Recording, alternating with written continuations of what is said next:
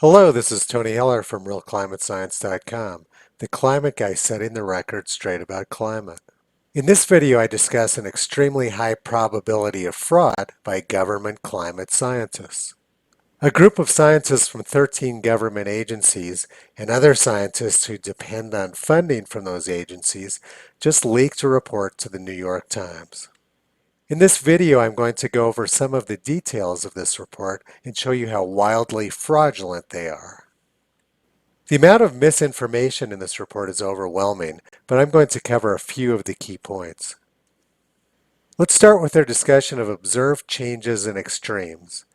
The frequency of cold waves has decreased since the early 1900s, and the frequency of heat waves has increased since the mid-1960s. The Dust Bowl remains the peak period for extreme heat.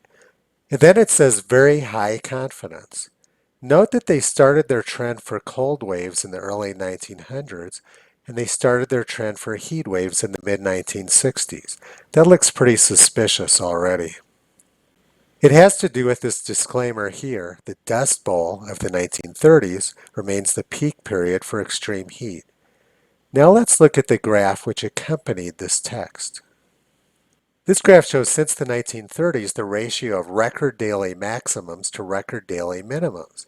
It makes it look like the United States used to be really cold, and now it's gotten very hot. Let's go back to the previous slide for a second now.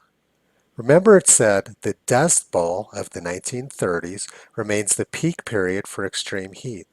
Now let's go back to the graph.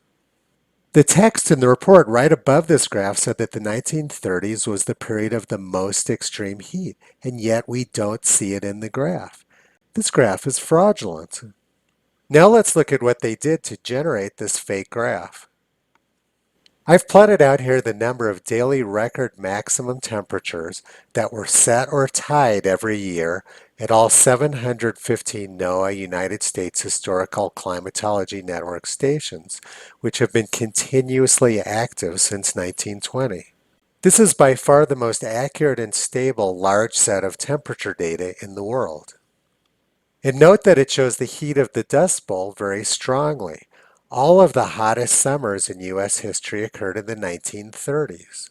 This agrees with the disclaimer in the government scientists report, but it doesn't agree with their graph.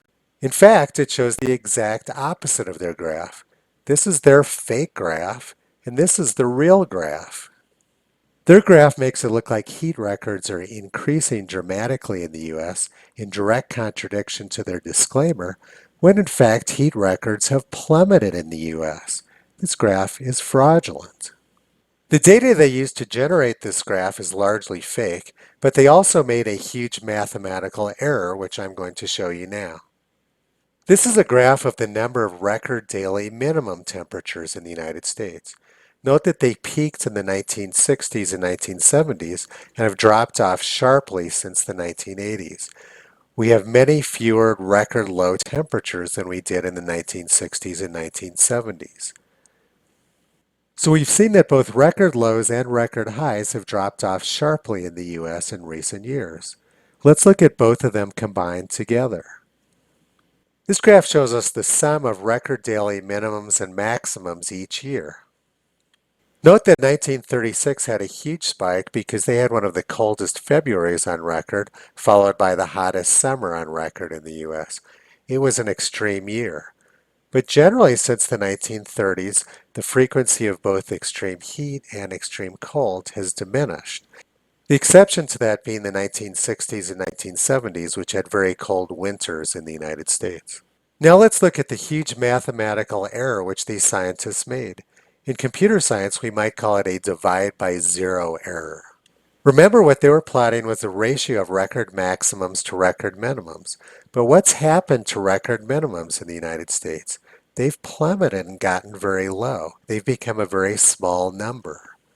Ratios become unstable and essentially meaningless when you put a very small number in the denominator. And that's exactly what they did. By putting a very small number in the denominator, the number of record daily lows, their graph became unstable over here and got these big spikes. This graph is meaningless mathematical garbage and shows the direct opposite of the real data, which is the actual number of record daily maximum temperatures, which shows the heat of the 1930s, which the fake graph fails to show. I don't know how you can do science any worse than this garbage. Your tax money is going to pay for this fraud, which is being used against you now politically. Now let's look at the next part of this fake report, projected changes in extremes. They say that the number of days above 90 degrees will rise. Very high confidence. Their claim is the exact opposite of what the data shows. This graph is the percent of days over 90 degrees Fahrenheit in the United States over the last century. As you can see, the frequency of 90-degree days has plummeted. There were a lot of 90-degree days in the 1930s, there were a lot in the 1950s, but the last really hot summer we had in the United States was 1988, which was the year when James Hansen from NASA started the global warming scam.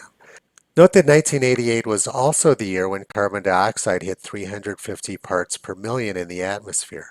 So we had a lot more hot weather in the United States when CO2 was low than now that it's high.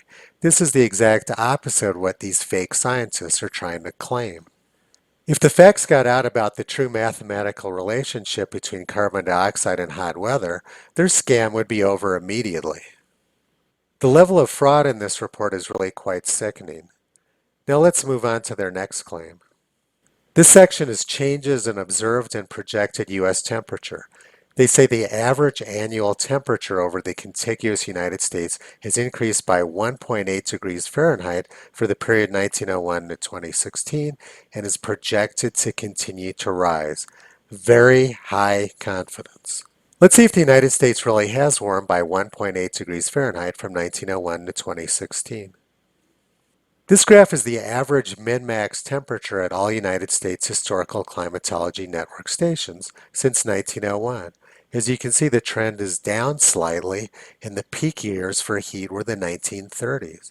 Their claim is completely fraudulent. United States is not warming, it's actually cooling. My software for calculating this is available online so anybody can check my work. And I'm about to make a brand new release of this based on Python, which I think people will find very exciting. But you don't have to take my word for it. You can check the data yourself, or you can just read what these same agencies said in the past. In 1989, NOAA issued a study reported in the New York Times. U.S. data since 1895 failed to show warming trends. After examining climate data extending back nearly 100 years, a team of government scientists has concluded that there's been no significant change in average temperatures or average rainfall in the United States over the entire period. The study was made by scientists at NOAA. This is obviously inconsistent with their fake claims in the current report. The 1989 report was consistent with NOAA data. The current report isn't. Let's look at some other things that were said in that 1989 report. Analysis of warming since 1881 shows that most of the increase in global temperature happened before 1919. Before the more recent sharp rise in the amounts of carbon dioxide in the atmosphere, said Tom Carl of NOAA. While global climate warmed overall since 1881, it actually cooled from 1921 to 1979, Carl said. Tom Carl was head of NOAA's National Climatic Data Center for many years until he retired a few months ago. And in this 1989 report, he directly contradicted greenhouse gas theory, and he also stated numbers which were directly contradictory to current graphs being published by NOAA. So in 1989, NOAA's top guy directly contradicted the claims made in the current climate study. And in 1999, NASA's top guy, James Hansen, also directly contradicted the claims made in the current study. He said, empirical evidence does not lend much support to the notion that climate is headed towards more extreme heat and drought. And then his graph of United States temperatures showed the U.S. cooling from the 1930s through the end of the century, directly contradictory to what they're showing in their current graphs. So what happened between 1999 and the present which caused this dramatic reversal of claims by climate scientists? Well, that's simple.